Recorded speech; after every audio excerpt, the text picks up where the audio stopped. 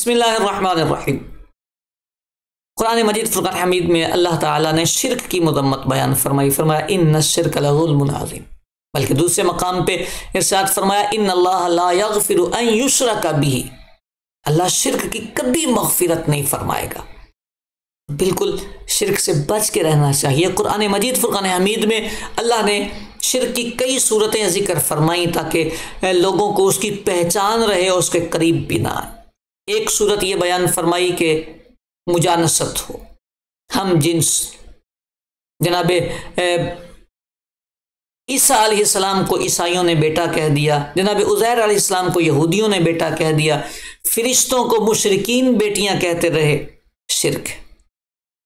दूसरे नंबर पर खालिक मानना, जिसका रद्द अल्लाह ताला ने कई मकामात पर इरशाद फरमाया अल्लाहु खालिकु कुल्ली शै। तीसरे नंबर पर तातील का अकीदा रखना कि खालिक तो खाली अल्लाह ताला है, लेकिन अल्लाह ताला मुअत्तल हो गया है, कायनात बना के थक गया है, उसने निज़ाम किसी के सिपुर्द कर दिया है। ये तातील का अकीदा भी शिर्क। और चौथे नंबर पर जो शिर्क है वो थोड़ा सा कॉम्प्लिकेटेड है। अल्लाह को खालिक भी माने, मालिक भी माने, राज़िक भी माने, रब होने का तसव्वुर भी रहे, लेकिन फिर शिर्क हो जाए। इस शिर्क के बारे में कुरान मजीद फुरकान हमीद में जहाँ इसका जिक्र फरमाया वाला इन सअल्तहुम मन खलक़स समावाति वल अर्द व सख़्ख़र अश-शम्स वल क़मर। महबूब आप इनसे पूछें ज़मीन और आसमान को किसने पैदा किया है, शम्स व कमर को कौन मुसख्खर करता है, तो ला यक़ूलुन्न अल्लाह, ये बोलेंगे अल्लाह। यानी अल्लाह को जानते हैं, पहचानते हैं, मानते हैं, लेकिन महबूब ये मुशरिक है। एक नहीं कई आयात तय्यबात में इसका मैसेज दिया गया। मुफस्सिरीन ने लिखा है कि इनकी शिर्क की सूरत और कैफियत क्या है।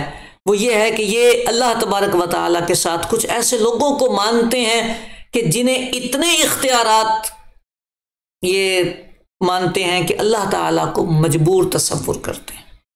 यानी इनका मानना यह है कि अल्लाह रब्बुल आलमीन जल्ला जलालुहु ने कायनात को बनाया है, तो ये सारी कायनात अब उस अकेले से नहीं चलती, उसने अपने साथ कुछ बंदों को इख्तियारात दे दिए, लाइक ए स्टेट। मुख्तलिफ सूबे बना दिए हैं, वहाँ वज़ीर मुकर्रर कर दिए। अब वो जो वज़ीर हैं उनका जैसे हमारे दुनियावी निज़ाम का एक तसव्वुर है, वैसा एक तसव्वुर कायम कर दिया कि वो वज़ीर अगर वज़ीर आज़म या सदर के पास अपना कोई मुद्दा पेश करें, रिक्वेस्ट करें, तो वो रिक्वेस्ट नहीं होती। सदर या वज़ीर आज़म ना भी चाहता हो तो उसे उनकी वो बात माननी पड़ती है। जैसे हमारे यहाँ होता है कि बिल पेश किया है, अब ना नहीं भी उससे मुत्तफिक हो रहे, लेकिन वोट आ गए हैं तो उसे मानना पड़ जाता है, मजबूर हो जाता है। इसी तरह अल्लाह तबारक व तआला के पास वो लोग हैं, वो जो था ना मुशरिकीन कहा करते थे आउलाई शुफ़ाआउना इंदल्लाह, ये अल्लाह की बारगाह में हमारे सिफारिशी होंगे, तो वो यही वाले सिफारिशी हैं। ये वो यही वाले सिफारिशी हैं। हमने सिफारिश करवानी है तो रब अजाब दे ही नहीं सकेगा, रब अजाब दे ही नहीं सकेगा। ये शिर्क है।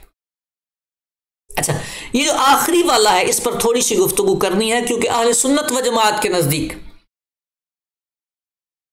सिफारिशी और शफाअत करने वालों का कॉन्सेप्ट मौजूद है। अब यहां समझने वाली बात क्या है कि अगर ये शिर्क है तो फिर ये वाली कौन सी सिफारिश के कायल? दोनों में बहुत फ़र्क है, ज़मीन आसमान का फ़र्क है। हमारे नज़दीक नबी करीम सल्लल्लाहु अलैहि वसल्लम शफाअत फरमाएंगे, अंबिया औलिया शफाअत करते हैं, हम इनकी सिफारिश और शफाअत के कायल हैं। लेकिन हमारा कॉन्सेप्ट ये जो अभी मैंने गुजारिश की इससे बहुत जुदा है, बहुत अलग है। क्या है? हमारे यहाँ ना कोई नबी ना कोई वली अल्लाह की बारगाह में इस तरह सिफारिश कभी नहीं करता कि अल्लाह ताला को मजबूरन वो मानना पड़े। जहां अल्लाह तबारक व तआला तकदीर का फैसला फरमा दे, तकदीर मुबरम हो जाए, वहां ये सिफारिश करते ही नहीं। जनाब लूत अलैहिस्सलाम की कौम पर अजाब लेके फरिश्ते आए तो जनाब इब्राहीम रकीकुल कल्ब हैं, दुआ करने लगे तो फौरन रोक दिया गया, महबूब आप दुआ ना करें, या इब्राहिम आरिद अन हाजा, नहीं दुआ करनी, यहां पे अजाब मुकद्दर हो गया, अब आप दुआ ना करें। हमने अजाब इनका टालना नहीं, आपकी बात नहीं आनी चाहिए।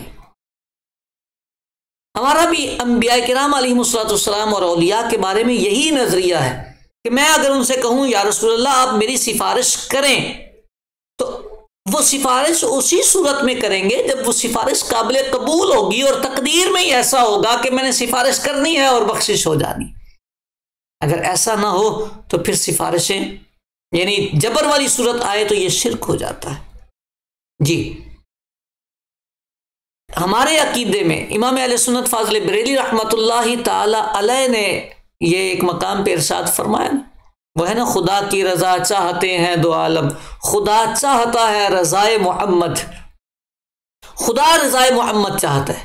तो इसकी वजह बयान फरमाई तो फरमाया क्योंकि मुस्तफ़ा चाहते ही वो हैं जो खुदा की मंशा है, मुस्तफ़ा चाहते ही वो हैं जो खुदा की मंशा है, इसीलिए खुदा इनकी रजा चाहता है। ऐसा नहीं है कि रब कोई और फैसला फरमा दे और नबी पाक कोई और सिफारिश कर दे, ऐसा पॉसिबल ही नहीं है, हो ही नहीं सकता, मुमकिन ही नहीं। मैं इसकी एक और मिसाल देता हूँ फिर बात ख़त्म करते हैं। जन्नत में हम चले जाएंगे। जन्नत के बारे में खालिक कायनात जल्ला जलालहू ने इरशाद फरमाया, वलाकुम फीहा मा तश्तही अनफुसुकुम, वहाँ हर तुम्हें वो चीज़ मिलेगी जो तुम्हारे नफ्स चाहेंगे, जो चाहत होगी पूरी कर दी जाएगी। मा तश्तही, मा आम है, फरमाया मा तश्तही अनफुसुकुम। अब किसी के दिमाग में अगर ये ख्याल आ जाए कि जन्नत में हर चाहत पूरी कर दी जाएगी, अगर किसी की चाहत ये हो गई कि दो खुदा हो जाएं, फरमाया नहीं, इतनी भी लुट नहीं मची कि चाहत अल्लाह की मंशा से बाहर निकल जाए। जब चाहत आएगी तो चाहत भी अल्लाह की मखलूक होगी और ये वही चाहत होगी जो रब चाहेगा। तो नबी पाक सल्लल्लाहु अलैहि वसल्लम या औलिया किराम या अंबियाए किराम भी वही सिफारिश करेंगे जहां रब चाहेगा। हाँ, सिफारिश ज़रूर करेंगे।